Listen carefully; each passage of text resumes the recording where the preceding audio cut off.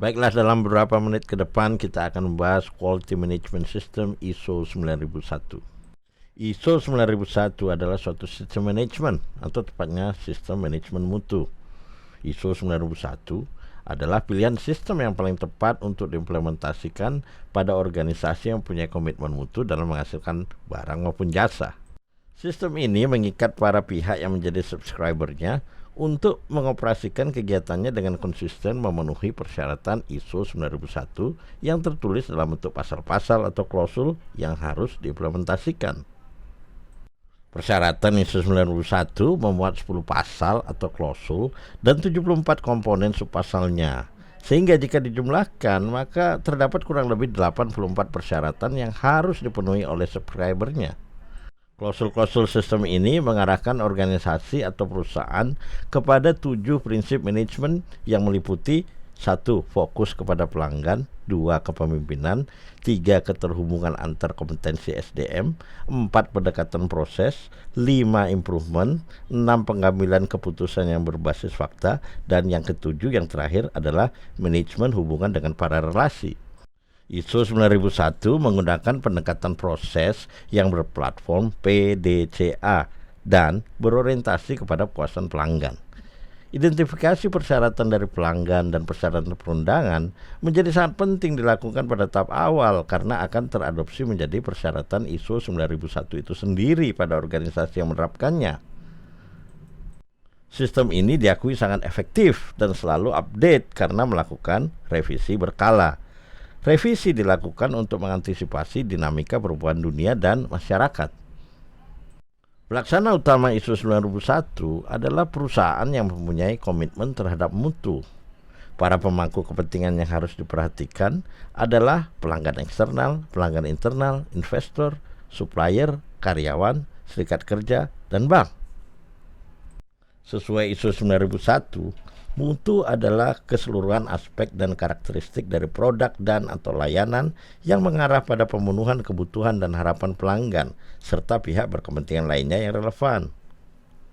Sistem manajemen ini dikeluarkan oleh Badan ISO yang berpusat di Swiss. Badan ini menerbitkan banyak standar sistem manajemen dalam kegiatannya dan memberikan nama serial ISO 9001 untuk sistem manajemen yang berorientasi pada mutu.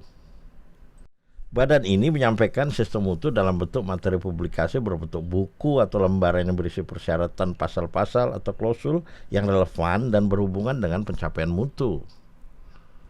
Badan ISO memiliki lebih kurang 140 anggota di seluruh dunia. Mereka terdiri dari badan standarisasi nasional di setiap negara. Mereka melalui mekanismenya menunjuk badan akreditasi di setiap negara yang selanjutnya menunjuk badan sertifikasi yang berhak menerbitkan sertifikat kepada organisasi yang telah melakukan implementasi dengan memenuhi syarat. Badan sertifikasi utama yang ada di Indonesia adalah misalnya SGS, BVQI, TÜV, Lloyd, SAI Global, dan lain-lain. Sementara kantor-kantor atau biro konsultan yang terlibat juga tak terbilang jumlahnya. Badan Standarisasi Nasional atau BSN telah mengadopsi ISO 9001 sebagai SNI dalam hal sistem manajemen mutu. ISO 9001 pertama kali diterbitkan pada tahun 1987 yang mana sebelumnya dikembangkan dan disesuaikan dari standar manajemen mutu BS 5750 yang diimplementasikan oleh banyak industri di periode sebelumnya. ISO 91 telah mengalami beberapa kali revisi atau perubahan. Perubahan itu termuat pada publikasi edisi tahun 1994, tahun 2000, tahun 2008, dan tahun 2015. ISO 91 telah diimplementasikan dengan sertifikasi oleh banyak organisasi di 171 negara di dunia.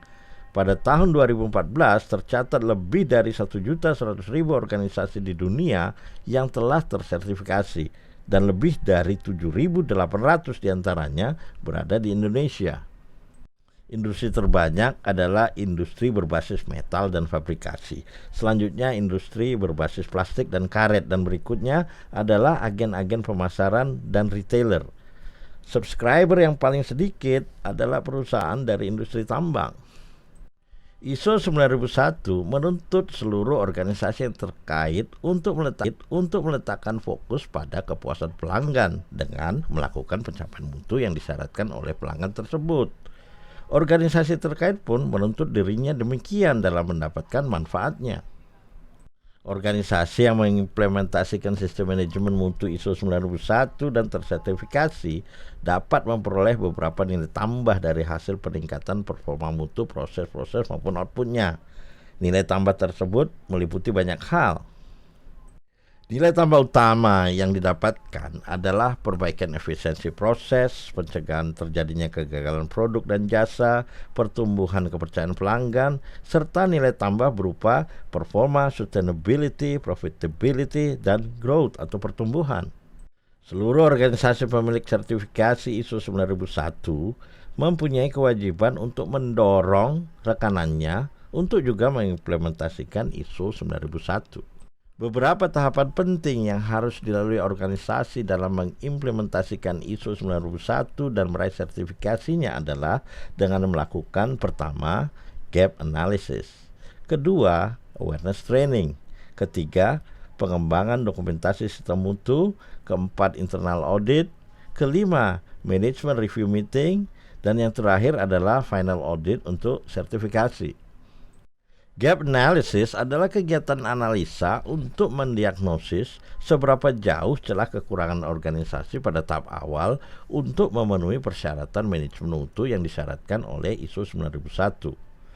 Gap analysis akan membantu mengarahkan tindakan dalam melakukan penyesuaian pada sistem manajemen yang sudah ada untuk dapat melakukan migrasi ke ISO 9001.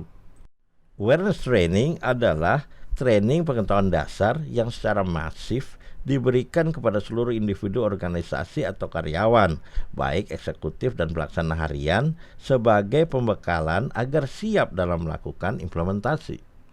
Pengembangan dokumen adalah kegiatan untuk membuat dan menata dokumen standar pelaksanaan sistem mutu agar dapat dikendalikan, terpelihara, serta relevan setiap saat. Dokumen dimaksud adalah berupa manual, prosedur, instruksi kerja, dan form untuk catatan mutu. Internal audit yang juga menjadi persyaratan spesifik dari ISO 9001 adalah kegiatan yang dilakukan berkala untuk mengukur level kesesuaian yang telah diraih organisasi terhadap persyaratan ISO 9001. Manajemen review meeting adalah meeting formal yang dilakukan top management untuk meninjau serta mengukur performa yang telah diraih terkait proses-proses yang telah diimplementasikan dalam mencapai sasaran manajemen mutu. Final audit adalah kegiatan yang dilakukan oleh Badan Sertifikasi Resmi ISO 9001 yang dipilih organisasi untuk mengidentifikasi dan menyimpulkan apakah organisasi atau perusahaan telah memenuhi syarat untuk menerima sertifikat ISO 9001. Demikianlah akhir pembahasan kita terkait ISO 9001. Semoga bermanfaat dan harapannya kita dapat bertemu lagi dalam pembahasan-pembahasan selanjutnya.